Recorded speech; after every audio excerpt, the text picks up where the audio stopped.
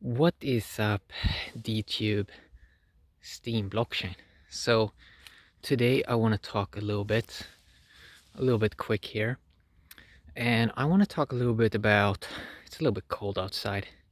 It's because it's soon January, and usually January and February is pretty cold. But yeah, I want to talk about. I want to talk about the internet, human being, and intelligence, because it's usually like the topics that I like to talk about. And it's one main point. It's especially one main point that I want to talk a little bit about in this video. And that is like the human being's role in this internet age and where I sort of see it going. So for example, we had this recent event with crypto bans, where there was a lot of videos on YouTube that sort of got they got yeah, kind of warnings. I think there was like a bot, I think, went and regulated the crypto videos. There was something about them that made it like go off, and it was kind of interesting to sort of see how that played out. Now it seems to be fine again. But I was kind of considering platforms like Twitter, Instagram, YouTube, what more? Yeah, especially Twitter, especially YouTube. I think they're sort of going through a phase of intelligence outgrowing the platforms, where like the underlying structure of these platforms that sort of got set up between 2005 and 2010, the underlying structure of that was more about restrict human possibility in some ways.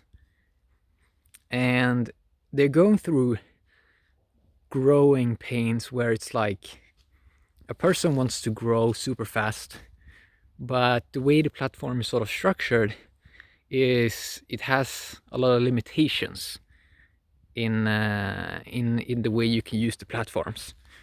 They wasn't really designed that much to like empower the users. It was more set up to sort of harvest data. And I mean, this is not like black and white. It's not like, oh, this is like bad and this is like good, because in many ways these platforms are very helpful, because you can like reach people and so on. But I think that intelligence is outgrowing a lot of things with these platforms. And that's also why people are like, everything's like growing and expanding. But the platforms, like human beings are sort of growing, expanding, learning, all this. The universe, as far as we know, is still sort of expanding. While a lot of these platforms, they haven't expanded. Like the core system is very, very identical on Facebook as how it was 2010. Same with Twitter.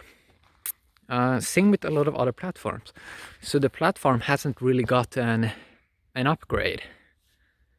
And around 2015, you sort of start to see how technology, like a lot of people were starting to look more at how can we expand stuff. Okay, we try to do some blockchain based stuff.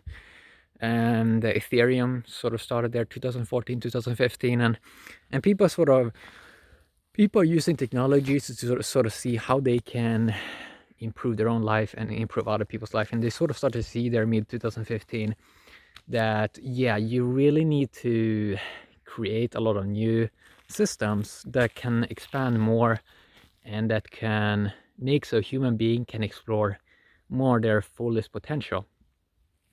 So what I think happens with internet is intelligence is outgrowing a lot of platforms, where people sort of seeing as, because so much is about data now, so it's like memory and data, and it's just because it's so cold, so it's kind of hard to keep it steady. But it's like if you consider it about like data, how eventually everyone has the same access to same data, and then it's like when people are truly empowered, they just want like the best experience to empower others also, like empower other people and empower themselves. And the only way to sort of do this is by having better platforms eventually, right? And you really have to change the underlying structure, it seems like, because it's really hard when you have the old underlying. Whoa, shit, I did not expect that. I mean, you never know. Like, this is like interesting this time of the year when it's like close to New Year's. You never really know if it's like, and you have this like global world with a lot of craziness going on, and then people like fire rockets. I don't know, it's kind of strange. Yeah, but intelligence outgrowing the platforms sounds much pseudoscience, but I think that there's a lot of people that wanted like a new challenge. And what I mean with that is something that's more engaging. Like, for example, me learning Steemit took around 6 months. Very, very engaging, very, very exciting. It's like you're ready for the new challenge. There's no challenge with a lot of these older platforms, and you don't have the tools. You don't have amazing tools. You have some tools, sure, you can reach people, but empower them long term is kind of hard. Creators earn great, but audiences, they get a pretty bad deal, right? Consumers, they also get a pretty bad deal. Also with ads on a lot of old internet platforms, I don't know, it's like it becomes kind of weird when you're not getting a cut of what of the profits, when consumers are the majority of people in a network. So yeah, I love this term, outgrowing, where even when you're looking at a lot of data, a lot of creator data, a lot of it now is just very repetitive, or you already heard about it in the past. So now it becomes more like a parody in many ways. Like, we can just have fun, and like we know that, for example, oh, I can pay you some tokens, and another person can, like, you can share tokens around and it works. But also in the long run, you sort of realize eventually that, yeah, eventually everyone's going to have these tokens, and there's not going to be the same kind of scarcity feel, because when people have the tokens that they need, they can focus more on abundance, right? And it's just very hard to spread abundance in these old systems. Like for creators, sure, they can reach more people, but it's like that long-term thing. Like the platforms are not focused on empower human beings. Like, it's more like harvest, like harvest time and energy from humans. And as I said earlier, it's like, I mean, it's neither like good or bad. It's just you don't want to like try to put a moral thing to it, but it's like when we have better technology, we should really try to move towards it. And I mean, it's happening, right? But sometimes you just want to speed up the process. Like, you want everyone to be a Steemian. You want everyone to see that if everyone is on these new inclusive platforms, it's better for everyone. Like, everyone is like better off.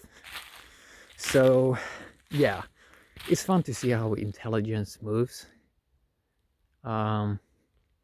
It's very exciting, but of course it's new territory. Um, it takes a lot of time and energy to sort of understand it, why it's important, why the world needs it, and why people have to like. I mean, it's sort of, I do understand it. Like it can be scary to like expand your views on how you, for example, identify with the cosmos, and sort of look at how your technology that you're using, how that affects other people, how you're breathing the same air as other people. And yeah, it's like, it's interesting. So yeah, internet is in a growing phase. And it's interesting, for example, with this crypto ban thing, it's interesting to see how fast people responded. Like a few years ago, it wasn't this quick. But now, because people are getting better technology, they can respond faster, tell their views, cross-check the information with other people, and they can become better at speaking from intelligence and question stuff more. It's really interesting, to be honest. It's really, really interesting. So that's what I wanted to talk a little bit about. So yeah, like it's fascinating. It's fun to follow intelligence.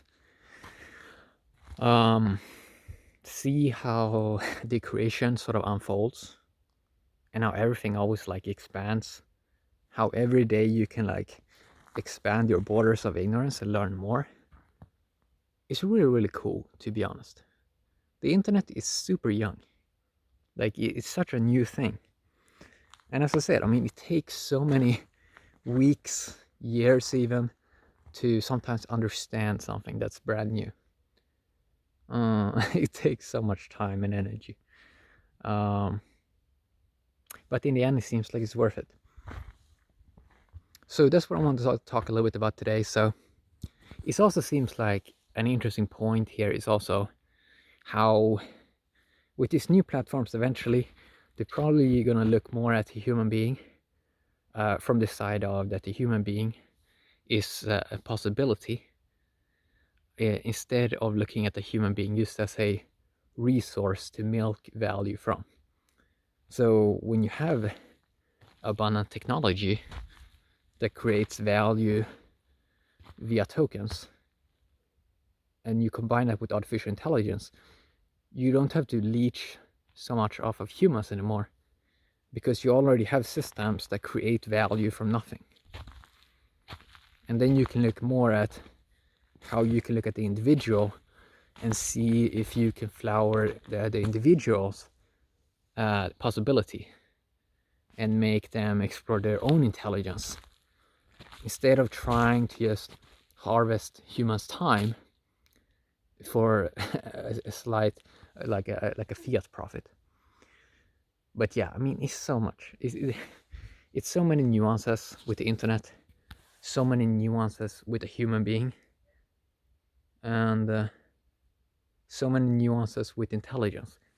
Like you have like limitless ways of looking at everything, right? So that's what I want to talk a little bit about today. Hopefully you enjoyed. Have a great day, YouTube, and the Steam blockchain. Bye bye.